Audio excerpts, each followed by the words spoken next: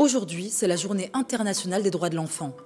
Mais pourquoi cette date ? Eh bien, le 20 novembre 1989, les Nations Unies ont adopté la Convention internationale des droits de l'enfant. Ce texte, ratifié par tous les États sauf les États-Unis, est à ce jour encore le traité international le plus largement adopté de l'histoire. Plus que symbolique, c'est un texte contraignant juridiquement pour les États qui en sont signataires. Concrètement, ça veut dire qu'ils ont l'obligation et la responsabilité de garantir la protection des droits de l'enfant. Mais dans un monde où le nombre de conflits armés a atteint des records depuis la Seconde Guerre mondiale, avec 61 conflits répartis sur 36 pays en 2024, eh bien en parallèle, on observe aussi une augmentation sans précédent des violations graves des droits de l'enfant en zone de conflit.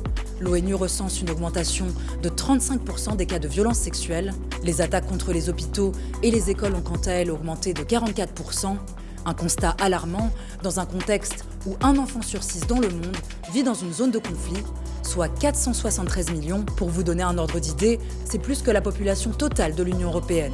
Face à cette situation, le CIF mène des actions sur le terrain afin de porter assistance aux populations les plus vulnérables, des familles et leurs enfants qui subissent des conflits armés, des catastrophes climatiques ou encore des situations de précarité et d'exclusion. Par exemple, à Gaza, nos équipes ont distribué près de 40 tonnes d'aliments thérapeutiques à des centres de santé ces derniers mois. Ces aliments sont conçus pour le traitement de la malnutrition aiguë ou modérée. Elles ont été distribuées aux enfants et aux femmes enceintes ou allaitantes.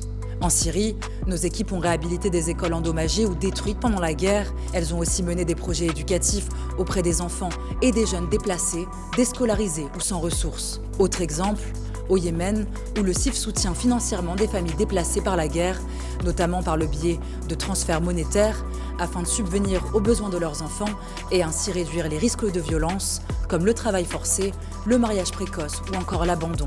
La protection de l'enfance, c'est aussi garantir un accès à l'eau, à l'hygiène et à l'assainissement.